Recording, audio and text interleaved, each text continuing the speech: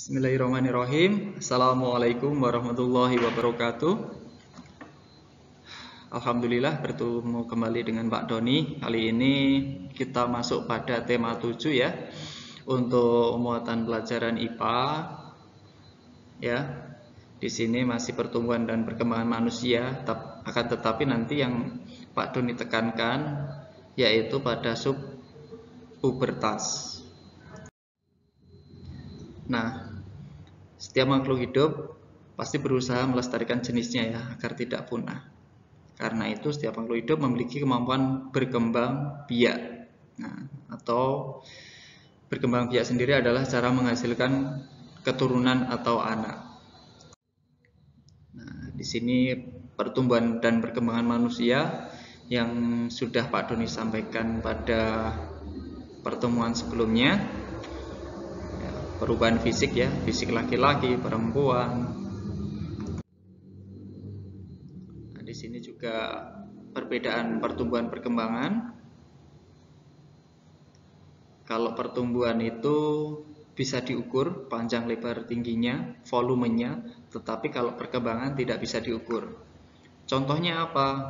Untuk pertumbuhan, contohnya bayi yang tadinya mempunyai berat 2,5 kilo sekarang menjadi 5 kilo, itu pertumbuhan. Jika perkembangan, pematangan hormon dalam tubuh. Nah, dari belum bisa bicara sudah bisa bicara, menjadi bisa bicara, termasuk perkembangan. Nah, di sini ya, tahap pertumbuhan sebelum kelahiran masih di dalam perut. Setelah pembuahan akan menjadi zigot, kemudian berubah akan menjadi embrio atau janin. Nah, untuk tahap pertumbuhan setelah kelahiran tadi apa? Di dalam perut tadi zigot berubah menjadi embrio, kemudian keluar. Pada tahap pertama adalah tahap orok, yaitu hingga usia 2 minggu, hanya bisa istilahnya ngorok saja di sini. Kemudian tahap bayi, ada bayi itu ada 2 macam, ada balita, ada batita. Kemudian tahap anak-anak, usianya 5 sampai 11 tahun ya di sini ya, bukan 2 tahun. Kemudian remaja, kemudian dewasa, kemudian tua, berikutnya lagi adalah lansia, masa tua, lansia di sini.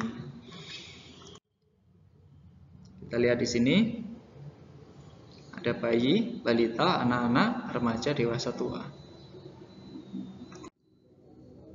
Untuk ciri pubertas pada laki-laki ya, jelas yang pertama muatnya otot, jadi otot-otot di sini akan menjadi kuat, menjadi tumbuh. Nah, kemudian jakun di leher ini akan menonjol, tulang ya di sini. Kemudian tumbuhnya rambut halus, kumis ya di sekitar ketiak di sini. Kemudian suara menjadi terdengar lebih berat, ngebas bahasanya. Kemudian ciri ini yang ciri kelihatan ya, yang tidak terlihat atau primer di sini adalah sudah diproduksinya sel sperma, ditandai dengan mimpi basah di sini.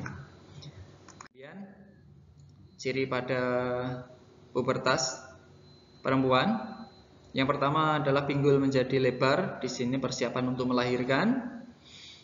Kemudian ukuran pinggul ya dibandingkan pria dewasa di sini lebih lebar biasanya. Di sini persiapan untuk melahirkan. Kemudian payudara mulai tumbuh membesar, di sini fungsinya adalah persiapan menyusui. Kemudian suaranya halus atau melengking. Nah, di sini biasanya kalau perempuan lebih melengking daripada anak laki-laki. Kemudian untuk yang ini adalah ciri sekunder. Kemudian untuk yang ciri primer sudah diproduksinya sel telur, ditandai dengan haid. Haid itu apa? Nah, di situ adalah sel telur yang tidak dibuahi oleh sel sperma, kemudian luruh bersama dengan darah haid, begitu. Nah, ini ya. Ada pubertas laki-laki, ada primer, sekunder. Pubertas perempuan ada primer dan sekunder. Yang primer ini tidak terlihat, yang sekunder sudah Pak Doni sampaikan tadi. Primer, sekunder juga sudah Pak Doni sampaikan. Lanjut saja. Nah, ini yang perlu Pak Doni sampaikan. Dengan terjadinya perubahan dalam tubuh seorang perempuan dapat menghasilkan sel telur, laki-laki dapat menghasilkan sel sperma. Hal ini yang memungkinkan manusia melakukan perkembangbiakan. Namun, ketika akan melakukan proses perkembangbiakan ya harus memperhatikan nilai agama, yaitu melalui proses pernikahan. Nah, jangan sampai hati-hati ya kita ya, jangan sampai terjerumus dalam pergaulan bebas, hindari pergaulan bebas. Nah, di sini kita setidaknya harus mengikuti aturan dalam agama, berpenampilan baik, berbudi pekerti luhur, bicaranya, perilakunya. Nah, yang paling penting apa? Harus dekat dengan Allah. Nah, untuk cara menjaga kebersihan organ reproduksi, kesehatan diri ya. Untuk materi tema 7 itu yang dibahas ya ini. Yang pertama, untuk anak perempuan, sebaiknya mandi 2 kali. 3 kali boleh. Sekali jangan, minimal 2 kali. Atau ketika tubuh mungkin kotor, lengket, sebaiknya langsung mandi. Seperti itu. Kemudian saat mengalami mens, sebaiknya mengganti pembalut setiap beberapa jam sekali. Yang dikenakan harus bersih, nyaman, berbahan lembut juga.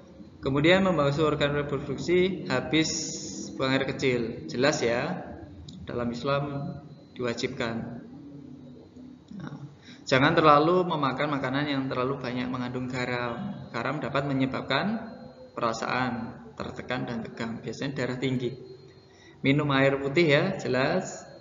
Olahraga secara teratur untuk menjaga kebugaran tubuh. Kemudian untuk anak laki-laki mandi sama ya, minimal 2 kali. Atau kalau kotor ya langsung mandi aja. Kemudian ganti pakaian 2 kali sehari, pagi ganti, sorenya ganti. Olahraga secara teratur. Minum air putih yang cukup. Hindari pemakaian pakaian dalam yang terlalu ketat karena bisa menyebabkan iritasi. Kemudian selain itu juga kalau bisa terbuat dari katun, jangan sampai terbuat dari bahan yang lain. Kalau katun nyaman, meresap keringat. Pada masa remaja biasanya tubuh kita mudah berkeringat. Nah ini segera cuci wajah ketika atau jika terasa kotor dan lengket. Hindari poni terlalu panjang. Jika diperlukan memakai wangi-wangian. Seperti itu. Demikian yang bisa Pak Doni sampaikan untuk tema 7 ini. Kurang lebihnya mohon maaf. Terima kasih. Assalamualaikum warahmatullahi wabarakatuh.